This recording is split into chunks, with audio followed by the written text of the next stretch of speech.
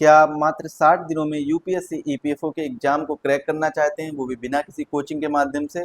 और अगर आपका माध्यम हिंदी है और हिंदी माध्यम के सोर्सेस बहुत ही कम अवेलेबल हैं, तो उसी को मद्देनजर रखते हुए आज हम आपके लिए लेकर आए हैं एक गेम चेंजर वीडियो। तो इस वीडियो को अंत तक जरूर देखिएगा, क्योंकि आज हम बात करने वाले हैं पूरे सिलेबस के बारे में, स्ट्रेटजी और एक ऐसा स्टडी प्लान जो कम समय में भी बेस्ट रिटर्न दे सकता है। तो चलिए शुरू करते हैं बिना किसी देरी के। और स्वागत है आपके अपने यूट्यूब चैनल एग्जाम वेब पर। दोस्तों, आज के इस वीडियो के माध्यम से हम यूपीएससी ईपीएफओ के सिलेबस और स्ट्रेटजी के बारे में समझेंगे, साथ ही साथ में आखिर यूपीएससी ईपीएफओ में किस किस पद के लिए वैकेंसी निकली है, उन सभी चीज़ों के बारे में भी बहुत ही अच्छे ढंग से समझने का प्रयास करेंगे। देखिए, अगर बात करें यूपीएससी ईपीएफओ 2025 के नोटिफिकेशन की, तो एप्लीकेशन स्टार्ट हो चुके हैं 29 जुलाई 2025 से, और एप्लीकेशन एंड डेट है 18 अगस्त 2025 से। तो आप लोग बिल्कुल लास्ट डेट का इंतजार मत करिएगा, 18 अगस्त से पहले ही आप लोग फॉर्म अप्लाई कर दीजिएगा। मात्र 6 बजे तक, केवल 6 बजे तक फॉर्म अप्लाई होंगे, तो कोशिश करिएगा 18 अगस्त से पहले ही, यानी 17 या 16 अगस्त तक फॉर्म अप्लाई कर दीजिएगा। यह परीक्षा यूपीएससी द्वारा आयोजित की जाती है। इसमें 2 पदों के लिए परीक्षाएं होती हैं, और दोनों की जो परीक्षाएं होती हैं वो अलग अलग शिफ्ट में होती है। सबसे पहला जो एग्जाम होता है वो होता है ईओ और एओ का, जिसे हम इन्फोर्समेंट ऑफिसर और अकाउंट ऑफिसर बोलते हैं। इसके लिए ओवरऑल 156 वैकेंसी निकाली गई हैं। असिस्टेंट प्रोविडेंट फंड कमिश्नर, यानी जिसके हम बारे में जानते हैं एपीएफसी के बारे में, तो एपीएफसी के लिए कितनी वैकेंसी निकाली गई है? 74 वैकेंसी निकाली गई है। और ओवरऑल की अगर बात करें यूपीएससी ईपीएफओ के लिए, तो इसमें 230 वैकेंसी निकाली गई हैं। तो इसके लिए एग्जाम कंडक्ट कराया जाएगा। अब हम बात करते हैं एग्जाम पैटर्न की। तो देखिए, एग्जाम पैटर्न की अगर बात करें तो ईपीएफओ में 2 चरण होते हैं, 2 स्टेप होती हैं। वो 2 स्टेप कौन कौन सी होती हैं? पहला स्टेप जो होता है वो होता है रिटन रिटन एग्जामिनेशन का। पहला स्टेप कौन सा होता है? रिटन एग्जामिनेशन का। और दूसरा स्टेप कौन सा होता है? दूसरा होता है इंटरव्यू का। पहला स्टेज रिटन एग्जामिनेशन का, और दूसरा फेज कौन सा होता है? इंटरव्यू का, जो कि केवल क्वालिफाई करने के बाद होता है। यानी जो रिटन एग्जाम में जो क्वालिफाई करेंगे, उनके बाद में क्या होगा? उनको इंटरव्यू में जाने का मौका मिलेगा। और रिटन एग्जाम में ओवरऑल 120 क्वेश्चन आते हैं, और जो प्रत्येक क्वेश्चन है वो 2.5 मार्क्स का रहता है। कितने मार्क्स का रहता है? 2.5 मार्क्स का, यानी ओवरऑल की अगर बात करें तो 300 मार्क्स का पेपर आता है। कितना आता है? 300 मार्क्स का पेपर आता है। निगेटिव मार्किंग की अगर बात करें तो 1/3 की निगेटिव मार्किंग होती है, और पेपर केवल एक ही दिन होता है, तो इसीलिए तैयारी और ज़्यादा मजबूत होनी चाहिए। अब हम बात करते हैं सिलेबस की, जो कि सबसे अहम हिस्सा है यूपीएससी ईपीएफओ को क्रैक करने का। अब हम देखते हैं यूपीएससी ईपीएफओ में कौन कौन से मुख्य विषय आते हैं। सबसे पहले तो हम किसके बारे में बात करेंगे? मुख्य विषयों के बारे में बात करेंगे। इसके बाद में हम डिटेल से सिलेबस समझेंगे कि किस विषय में कौन कौन से मेन टॉपिक हैं। उनको मैंने आपको बहुत ही अच्छे ढंग से बताया। जैसे ये देखिए, औद्योगिक संबंध का हो गया, और औद्योगिक संबंध के बाद श्रम कानून हो गया। श्रम कानून के बाद में सामाजिक सुरक्षा, सामाजिक सुरक्षा के बाद में अकाउंटिंग, ऑडिटिंग और बीमा। इस प्रकार से कंप्यूटर, ऐसे हर एक सब्जेक्ट को उसके मिनी टॉपिक्स में, यानी माइक्रो टॉपिक्स में मैंने बताया है। तो इसको आप लोग लास्ट तक जरूर देखिएगा वीडियो। अगर आप इसकी पीडीएफ चाहते हैं तो आप हमसे टेलीग्राम पर जुड़ सकते हैं। टेलीग्राम की लिंक आपको डिस्क्रिप्शन बॉक्स में दी गई है, वहां से जाकर आप लोग जुड़ सकते हैं। यदि आप हमारे साथ तैयारी करना चाहते हैं तो आपके लिए एक विशेष मौका है। आप हमसे जुड़कर एग्जाम वेब ऐप को डाउनलोड कर लीजिए, और एग्जाम वेब ऐप से आप ये वाला कोर्स परचेज कर सकते हैं, जो कि मात्र 399 रुपए में है। 399 रुपए में आप यूपीएससी ईपीएफओ की प्रिपरेशन कर सकते हैं, जिसमें आपको कंप्लीट सिलेबस पूरा कराया जाएगा। कंप्लीट सिलेबस कराया जाएगा, मात्र 2 महीने के अंदर ही ये पूरा सिलेबस कराया जाएगा। अलग अलग टीम के द्वारा, अलग अलग सब्जेक्ट स्पेशलिस्ट के द्वारा ये कंप्लीट सिलेबस पूरा कराया जाएगा, जिसमें हम यूपीएससी ईपीएफओ को हिंदी माध्यम से, देखिए मोस्टली आपने देखा होगा हिंदी माध्यम के हर जगह पर रिसोर्सेस बहुत कम उपलब्ध हैं। तो उसी को पूरा करने के लिए हम आपके लिए प्लान लेकर आए हैं। मात्र 399 रुपए में आप तैयारी प्रारंभ कर सकते हैं। और इसके साथ में अगर आपको कोई स्पेशल डिस्काउंट चाहिए तो दिए गए नंबर पर आप कांटेक्ट कर लीजिए, यहाँ पर आपको स्पेशल डिस्काउंट मिल जाएगा। चलिए अब हम बात करते हैं सिलेबस की, और इसके बाद में हम समझेंगे कि आखिर स्ट्रेटजी क्या है। तो सबसे पहले तो आपको एक मोटा मोटी ये समझ में आना चाहिए कि यूपीएससी ईपीएफओ में ओवरऑल कितने टॉपिक पूछे जाते हैं, कितने सब्जेक्ट पूछे जाते हैं। तो सब्जेक्ट जो अगर पूछे जाते हैं वो याद रखिएगा कि 9 सब्जेक्ट, अप्रोक्स 9 सब्जेक्ट से क्वेश्चन आते हैं। अब वो 9 सब्जेक्ट कौन कौन से हैं, तो सबसे पहले कौन सा याद रखिएगा, जो सबसे मेजर सब्जेक्ट हैं। एक तो आता है हिस्ट्री से क्वेश्चन, हिस्ट्री में ही आपको आर्ट एंड कल्चर और मॉडर्न हिस्ट्री से क्वेश्चन आते हैं, आर्ट एंड कल्चर और मॉडर्न हिस्ट्री से। एंशिएंट और मीडिएवल नहीं पढ़ना होता है बस, लेकिन इसके अंतर्गत जो कल्चर रहा है, जो आर्ट रही है, वो सब हमें पढ़ना होगा। इसके बाद में दूसरा आता है ज्योग्राफी। ज्योग्राफी वाला जो पोर्शन है वो किस में आता है, केवल एपीएफसी में आता है, और ये ईओ और एओ के एग्जाम में नहीं आता है। जिसको केवल ईओ और एओ का एग्जाम देना है उसको ज्योग्राफी को नहीं पढ़ना होगा। इसके बाद में पॉलिटी, पॉलिटी का सिलेबस जो है वो दोनों एग्जाम के लिए आता है, यानी ईपीएफसी एपीएफसी के लिए और ईओ के लिए भी आता है। इसके बाद में साइंस भी दोनों के लिए आता है, साइंस हो गया। इकोनॉमी भी दोनों में आता है, इकोनॉमी। इकोनॉमी के बाद में करेंट अफेयर्स, करेंट अफेयर्स भी दोनों में आती है। अब हमारा ये तो पार्ट ए का सिलेबस हो गया, पार्ट ए। अगर हम इसको 3 पार्ट में डिवाइड करें तो पहला पार्ट है जिसमें मैंने आपको जनरल अवेयरनेस के बारे में बताया। पार्ट बी में हम क्वांट के बारे में देखते हैं, जिसमें मैथ हो गया, मैथ, रीजनिंग, रीजनिंग और इंग्लिश, इंग्लिश, और इसके बाद में कंप्यूटर। तो ये ओवरऑल मेजर 4 सब्जेक्ट हैं जो पार्ट बी में रखे गए हैं। इसके बाद में पार्ट सी में कौन कौन से सब्जेक्ट रखे गए हैं, पार्ट सी में सब्जेक्ट रखे गए हैं अकाउंट हो गया, account, labour law, labour law, और इसका जो थ्योरी पार्ट है वो क्या है, industrial relation. Account, labour law, industrial relation, social security, ये लगभग एक ही पार्ट मानिए आप लोग, सोशल सिक्योरिटी। और इसके बाद में कुछ टॉपिक ऐसे हैं जो आपको एपीएफसी में स्पेशल देखने पड़ेंगे, जैसे इंश्योरेंस हो गया, इंश्योरेंस, ऑडिटिंग हो गया, यानी अंकेक्षण, ऑडिटिंग।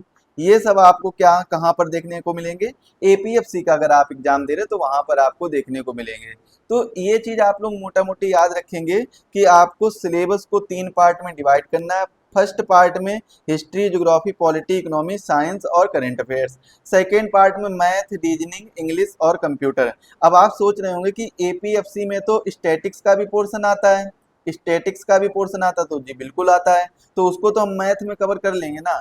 और मैथ में जब कवर करेंगे तो हम क्वेश्चन के फॉर्मेट में कुछ ऐसे स्टैटिक्स के क्वेश्चन लाएंगे जो पीवाईक्यू होंगे, जो प्रीवियस ईयर एग्जाम में पूछे गए होंगे, उनके माध्यम से हम कवर कर लेंगे। अब देखिए हम एक 60 डेज का प्लान डिस्कस कर लेते हैं, उसके बाद में हम कंप्लीट सिलेबस के बारे में समझेंगे। तो 60 डेज का एक प्लान डिस्कस करते हैं। चलिए देखिए प्लान क्या रहेगा 60 डेज का। इसमें जो हमारा फेज 1 रहेगा, फेज 1, तो फेज 1 में हम पढ़ेंगे 1 से लेकर 20 डेज के बीच में, 1 से 20 दिन के बीच में पढ़ेंगे। क्या क्या पढ़ेंगे, इंडियन पॉलिटी पढ़ेंगे, इंडियन पॉलिटी। ये कितने दिन पढ़ेंगे, 6 दिन में हमको कवर करना होगा, तो 6 दिन में हम इंडियन पॉलिटी कवर करेंगे। इसके बाद में modern history, modern history, modern history हम कितने दिन में पढ़ेंगे, मॉडर्न हिस्ट्री भी हमको 6 दिन में कवर करना होगा। इसके बाद में हम देखेंगे क्वांटिटिव एप्टीट्यूड और रीजनिंग, यानी हम मैथ और रीजनिंग बोल सकते हैं, मैथ और रीजनिंग। अब मैथ और रीजनिंग के लिए आप लोग ये मत सोचिएगा कि पूरा एसएससी वाला सिलेबस पढ़ना होगा, पूरा नहीं पढ़ना होगा। मैं आपको जितने टॉपिक बताऊंगा कुछ इंपॉर्टेंट टॉपिक होंगे, जो मैं बता रहा हूँ बस वही पढ़ना है, इसके अलावा आपको कुछ नहीं पढ़ना है, क्योंकि ये इतने इंपॉर्टेंट टॉपिक होंगे जहां से ही क्वेश्चन आएंगे। तो ये आपको 4 दिन के अंदर पूरा करना होगा। इसके बाद में जनरल इंग्लिश, इंग्लिश में भी जो आपको है कुछ जो बेसिक रूल वगैरह हैं, ग्रामर के रूल हैं, वो आपको 4 दिन में कवर कर लेने होंगे। बाकी आपको किस पे ध्यान देना होगा, बाकी मोस्टली आपको ध्यान देना होगा वोकैब पर। तो वोकैब को आपको डेली पढ़ना होगा। अब देखिए पिछली बार क्या हुआ था, 2023 के एग्जाम में, 2023 के एग्जाम में एक भी क्वेश्चन वोकैब से नहीं आया था। तो ऐसा तो नहीं है कि इस बार नहीं आएगा, इस बार तो आ सकते हैं, नहीं भी आ सकते, दोनों तरीके, संभावनाएं दोनों हैं, लेकिन आपको हर तरीके से तैयार रहना होगा। तो ये हमारा रहा था फेज 1। अब फेज 2 में जब हम जाएंगे, यानी जब हम 21 से 40 दिन के फेज में जाएंगे, फेज 2 में 21 से 40 दिन के, तो इस 21 से 40 दिन में हम जो 6 दिन में पूरा करेंगे वो करेंगे इंडियन इकोनॉमी को। देखिए इंडियन इकोनॉमी बहुत ही अच्छा एक और समझने वाला सब्जेक्ट है, अगर आप इसको समझ लेंगे तो आप बहुत अच्छे से कर पाएंगे। तो सबसे पहले जो 6 दिन में हम पढ़ेंगे इंडियन इकोनॉमी को और जनरल अकाउंटिंग प्रिंसिपल को, यानी जनरल अकाउंटिंग प्रिंसिपल को, कुछ जो अकाउंटिंग के प्रिंसिपल हैं, सिद्धांत हैं, उनको हम 6 दिन में पूरा करेंगे।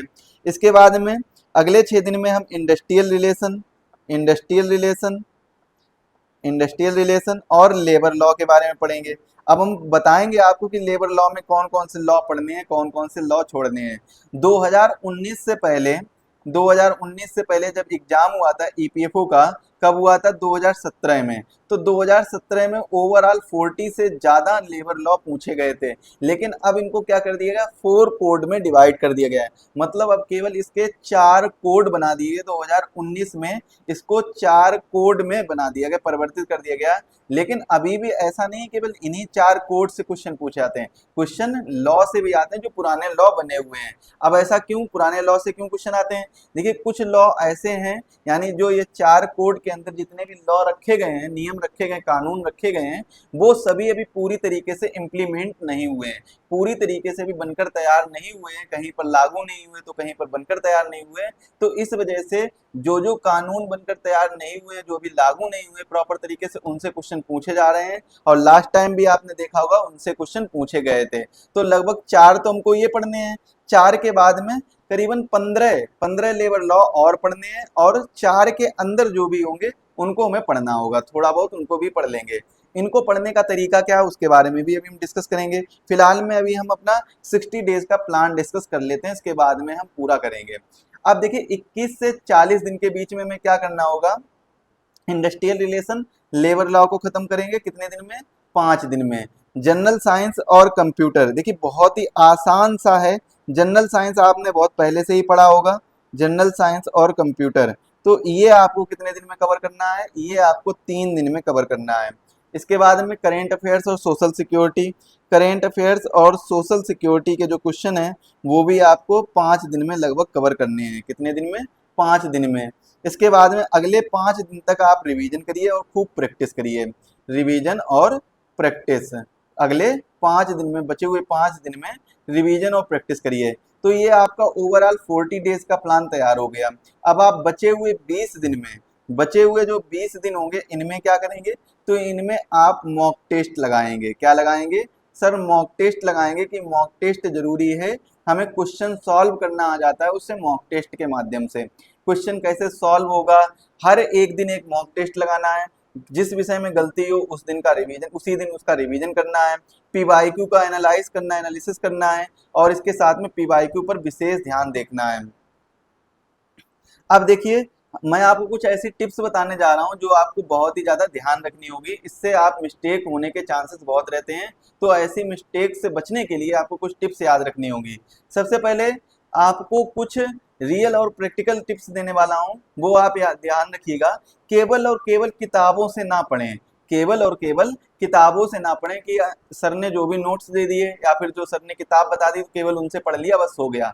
तो केवल और केवल किताबों से ना पढ़ें, पीवाईक्यू भी लगाएं। पीवाईक्यू देखिए कैसे क्वेश्चन पूछे गए हैं, तो पीवाईक्यू के माध्यम से भी सॉल्व करें क्वेश्चन को। और मॉक टेस्ट जरूर लगाएं। मॉक टेस्ट लगाने से प्रॉफिट क्या होता है कि जितने आप मॉक टेस्ट लगाएंगे उतने ज्यादा मल्टीपल चॉइस क्वेश्चन यानी एमसीक्यूज को हल करेंगे, और जब उनको हल करेंगे तो आप उनको सॉल्व करने की जो एक समझ बनेगी वो आपके एग्जाम में बहुत ही ज्यादा फायदेमंद रहेगी। नोट्स अपने खुद के बनाएं, जिससे रिवीजन बहुत ज्यादा आसान हो जाएगा। दूसरे के नोट्स पर इतना ज्यादा भरोसा ना करें, खुद के नोट्स तो जरूर होने चाहिए। अगर मैं आपको 28 पेज में शॉर्ट नोट्स दे रहा हूं और पूरा समझा रहा हूं, जैसे मैंने इंडस्ट्रियल रिलेशन के टेलीग्राम पर और साथ ही साथ में एप्लीकेशन पर दोनों के इंडस्ट्रियल रिलेशन के 28 पेज में शॉर्ट नोट्स दिए हैं। इंडस्ट्रियल रिलेशन के 28 पेज में, जो बहुत ही ज़्यादा कम भाषा में और आसान भाषा में समझाए हैं और इतना अच्छे से समझाया गया है, तो उसको आप लोग एक बार जरूर पढ़िएगा। अब आपकी कोशिश क्या रहनी चाहिए कि सर ने 28 पेज में बताया है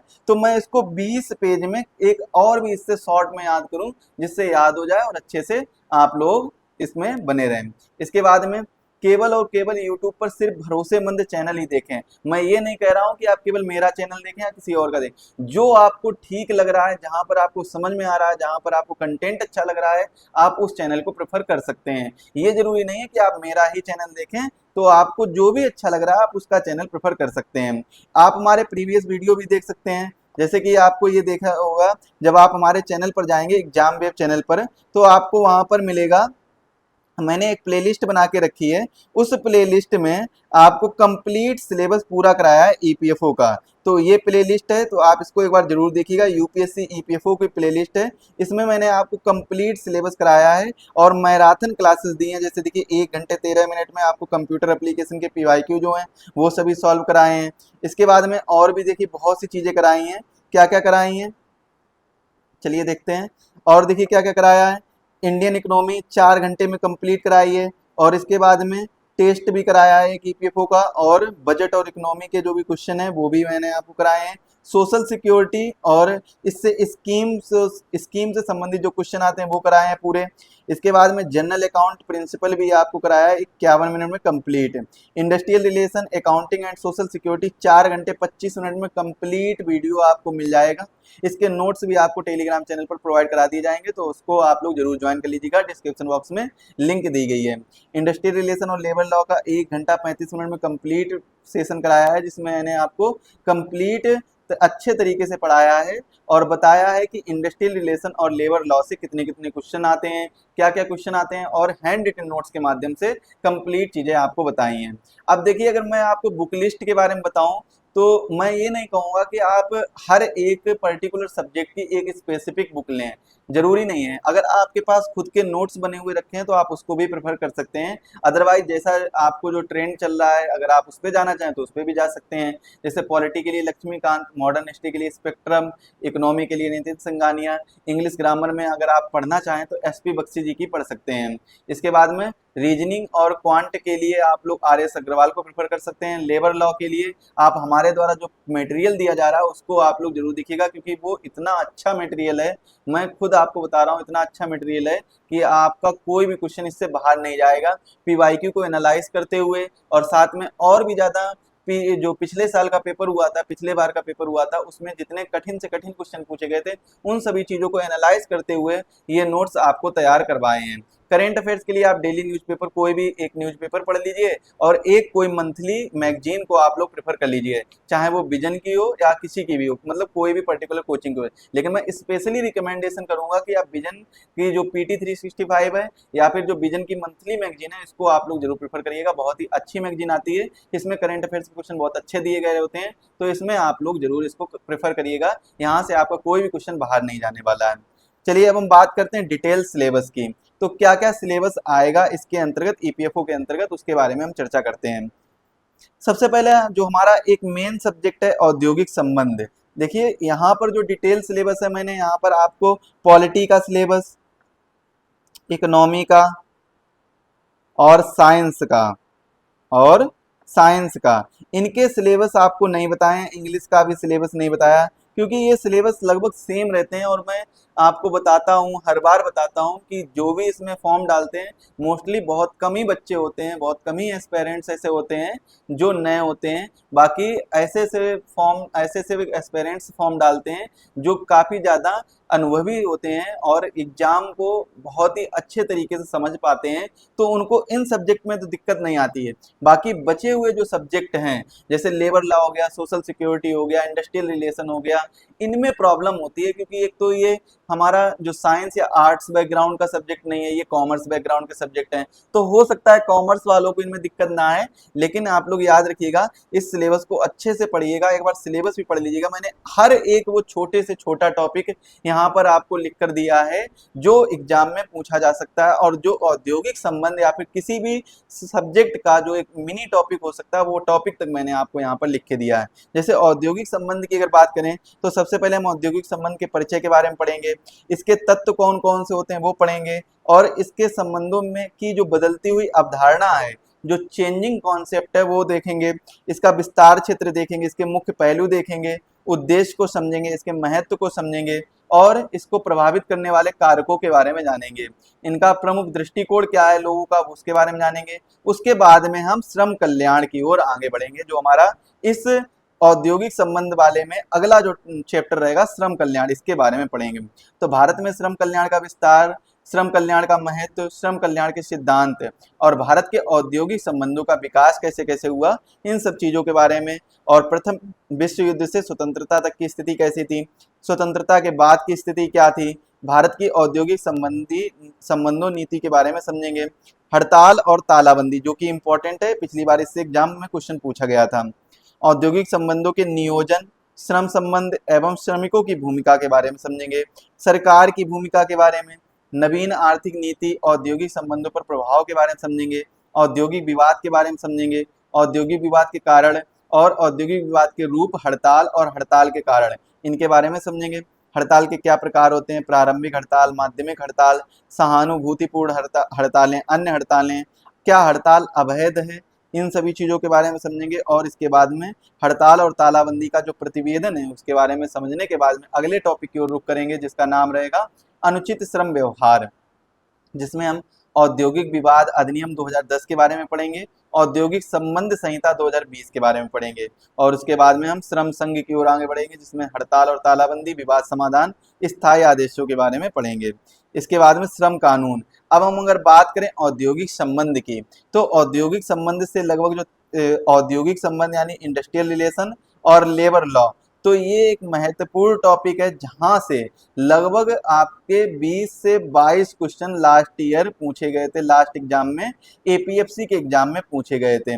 एपीएफसी के एग्जाम में अगर हम बात करें ईओ और एओ के एग्जाम में, तो ईओ और एओ के एग्जाम में लगभग 17 से 18 क्वेश्चन इसी टॉपिक से, औद्योगिक संबंध और लेबर लॉ के टॉपिक से पूछे गए थे, जिसमें 6 से 7 क्वेश्चन इसमें शामिल हैं कौन से, सोशल सिक्योरिटी के, और इसमें 5 क्वेश्चन शामिल हैं सोशल सिक्योरिटी के।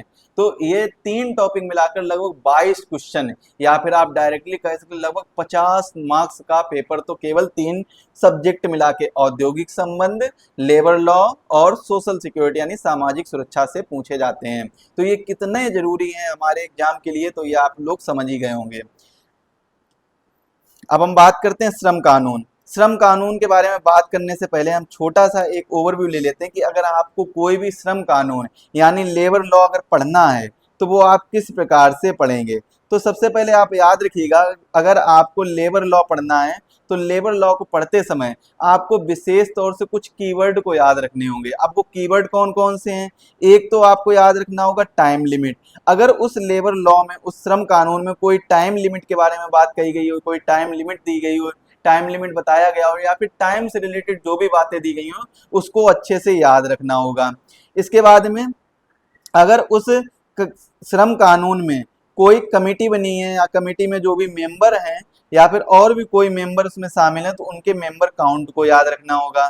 उसमें उससे संबंधित कोई एज लिमिट है तो एज से संबंधित कोई भी चीज है तो उसको भी याद रखना होगा। इसके बाद में अगर उससे संबंधित कोई मॉनेटरी लिमिट है तो मॉनेटरी लिमिट को भी याद रखना होगा, मॉनेटरी लिमिट, और उसके परसेंटेज को भी अच्छे से याद रखना होगा। यहाँ से क्वेश्चन पूछे जाते हैं, इसीलिए मैंने आपको ये चीज़ें बता दी कि आपको इन पे सबसे ज़्यादा फोकस करना होगा।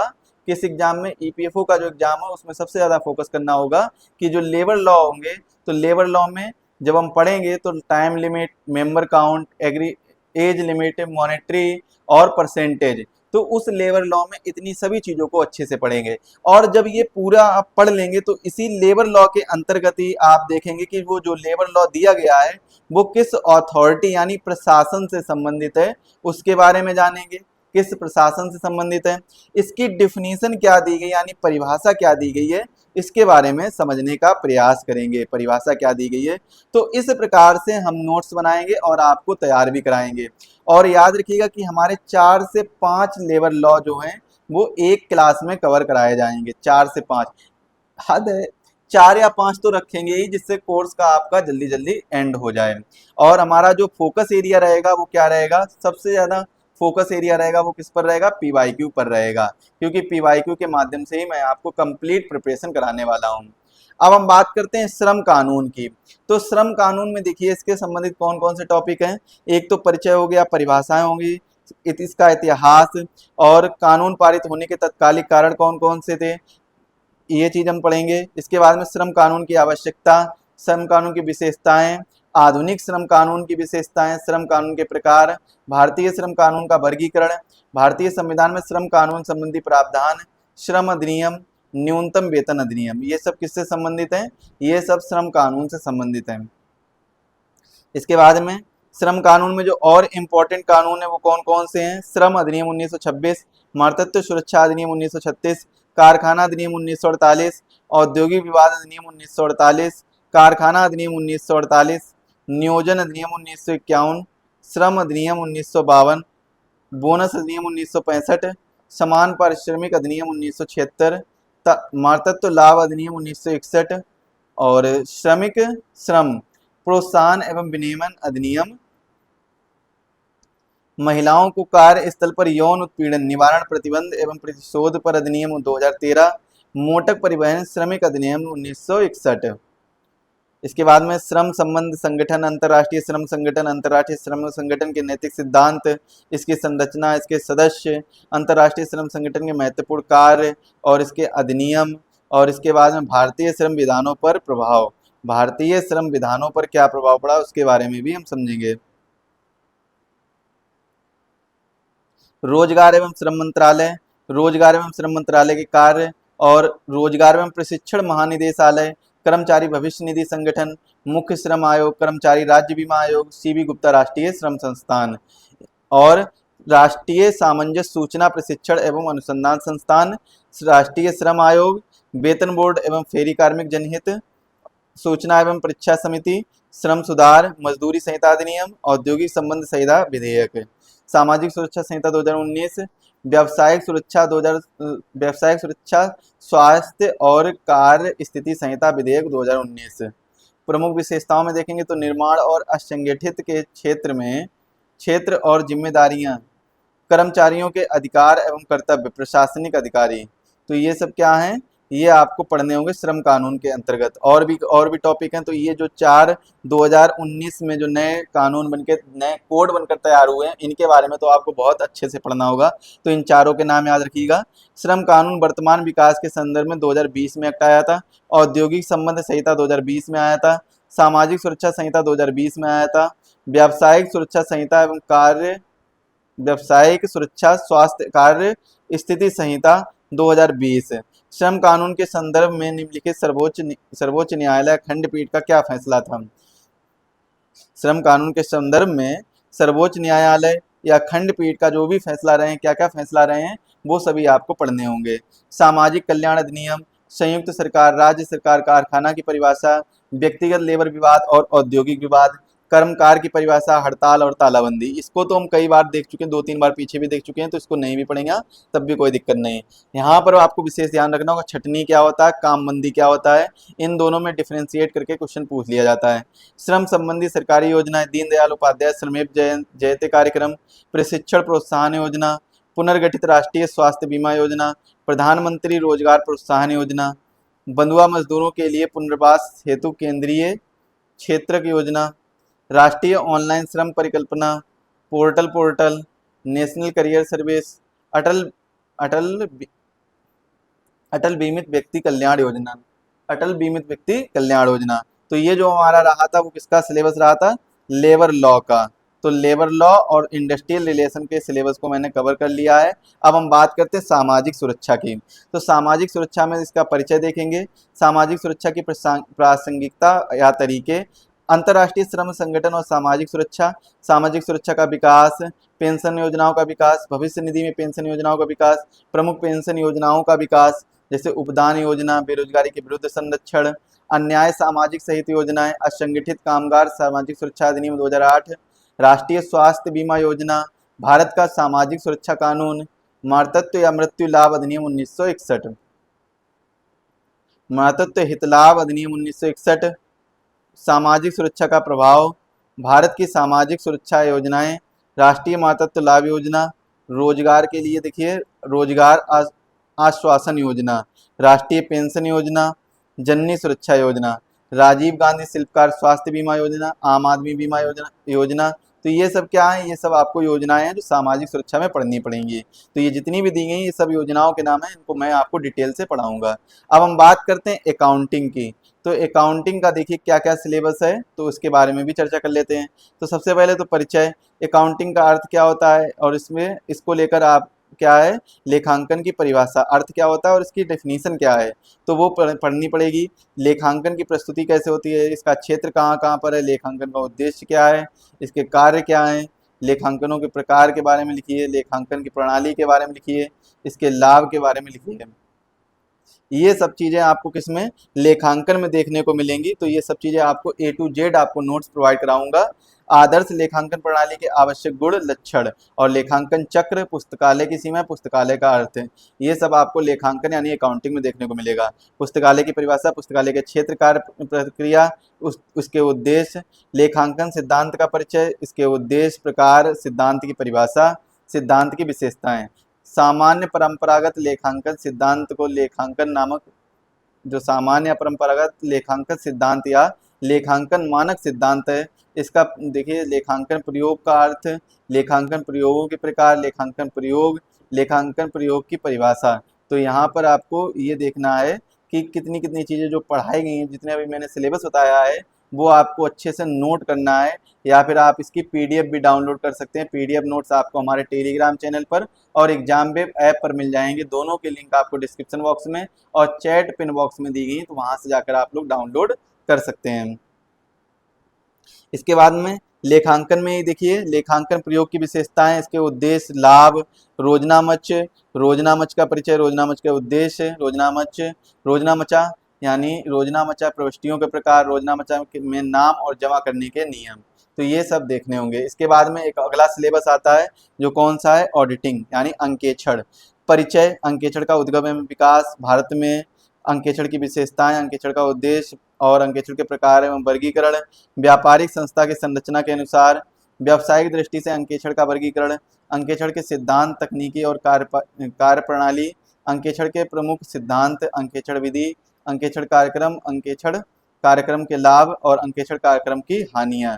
ये आपको अंकेक्षण यानी ऑडिटिंग में देखना पड़ेगा, जो कि लगभग लगभग आपका थ्योरी पार्ट है 80%। तो थ्योरी पार्ट 80%, 20 पार्ट्स आप कह सकते हैं, 20% मार्क्स जो आपका थ्योरी बेस्ड है। तो लेकिन जो 80% है, नहीं सॉरी, हाँ 80% जो आपका कैसा रहेगा, थ्योरी का रहेगा, 20% आपको कैसा है, जो रूल वगैरह याद करने होंगे इसमें। अब हम बात करते हैं बीमा की। बीमा की उत्पत्ति कैसे हुई, इसका विकास, समूह बीमा, अग्नि बीमा, जीवन बीमा, बीमा का अर्थ और इसकी परिभाषाएं। तो सबसे पहले तो आपको ये याद रखना होगा बीमा की प्रकृति, इसके कार्य, उपयोगिता, लाभ और व्यक्तिगत बीमा के लाभ, बीमा का वर्गीकरण और सिद्धांत है, ये सब आपको याद रखना होगा बहुत ही अच्छे तरीके से। बीमा में जो भी मैंने आपको यहाँ पर टॉपिक बताए वो सभी टॉपिक आपको अच्छे से याद रखने होंगे। बीमा व्यवसाय हेतु विकास प्राधिकरण, जीवन बीमा, जीवन बीमा का महत्व, जीवन बीमा निगम जिसे LIC के नाम से भी जानते थे, सामाजिक बीमा, भारतीय सामान्य बीमा योजना और भारतीय सामान्य बीमा निगम का विकास, भारत के आर्थिक विकास में बीमा की भूमिका, पेंशन निधि नियामक और विकास प्राधिकरण, प्रधानमंत्री सुरक्षा बीमा योजना, राष्ट्रीय स्वास्थ्य बीमा योजना, वरिष्ठ नागरिक स्वास्थ्य बीमा योजना, प्रधानमंत्री जीवन ज्योति बीमा योजना, प्रधानमंत्री अटल पेंशन योजना, आम आदमी बीमा योजना, आयुष्मान भारत वरिष्ठ पेंशन बीमा योजना, प्रधानमंत्री फसल बीमा योजना, पुनर्निर्मित पेंशन आधारित फसल बीमा योजना। तो ये आपको बीमा के अंतर्गत टॉपिक याद करने होंगे। अब हम बात करते हैं कंप्यूटर के अंतर्गत क्या क्या पढ़ना होगा। तो कंप्यूटर का परिचय, कंप्यूटर प्रणाली की कार्यपालिका, कंप्यूटर की विशेषताएं, कार्य प्रक्रिया के आधार पर वर्गीकरण और इसके बाद में आधार और कार्य के आधार पर वर्गीकरण, कंप्यूटर के मुख्य घटक, input output device, memory, computer की भाषाएं, सॉफ्टवेयर और hardware, operating system, Unix, data एवं डायग्राम मैसेजिंग सिस्टम, डाटाबेस। तो ये सब क्या है, ये सब आपको कंप्यूटर के अंदर पढ़ने पड़ेंगे। कंप्यूटर प्रसारण सिस्टम, कंप्यूटर नेटवर्क तकनीकी, internet, web browser, domain name setting, तो ये सब आपको कंप्यूटर के अंतर्गत पढ़ने पड़ेंगे। तो दोस्तों आज के सेशन के लिए बस इतना ही रखते हैं। आप हमें कमेंट बताइएगा कि आपको आज का हमारा सेशन कैसा लगा और यदि आप यूपीएससी ईपीएफओ की प्रिपरेशन करना चाहते हैं हिंदी मीडियम के माध्यम से, तो मात्र 399 रुपये का हमारा कोर्स जो है वो लॉन्च हो गया है, तो इसको आप लोग परचेज कर सकते हैं। मात्र 399 रुपये में आपको ये कोर्स मिल जाएगा। यदि आप इसमें कोई स्पेशल डिस्काउंट चाहते हैं तो आप लोग ईपीएफओ 100 ईपीएफओ 100 कोड यूज करिएगा, ईपीएफओ 100 कोड यूज करिएगा, जिससे आपको कुछ स्पेशल डिस्काउंट मिल जाएगा। और चैनल पर जो साथी नए, चैनल को जरूर सब्सक्राइब कर लीजिएगा, बेल आइकन को प्रेस करिएगा, जिससे वीडियो की लेटेस्ट नोटिफिकेशन सबसे पहले आपके पास पहुंचे। मिलेंगे ऐसी अगली शानदार वीडियो में, तब तक के लिए आप सभी का धन्यवाद और सभी लोग स्वस्थ रहें, मस्त रहें। अगली वीडियो के अंतर्गत हम इंडस्ट्रियल रिलेशन के 100 क्वेश्चन को सॉल्व करने वाले हैं, तो वीडियो चैनल को जरूर सब्सक्राइब कर लीजिएगा, जिससे वीडियो की लेटेस्ट नोटिफिकेशन आपके पास पहुंचती रहे।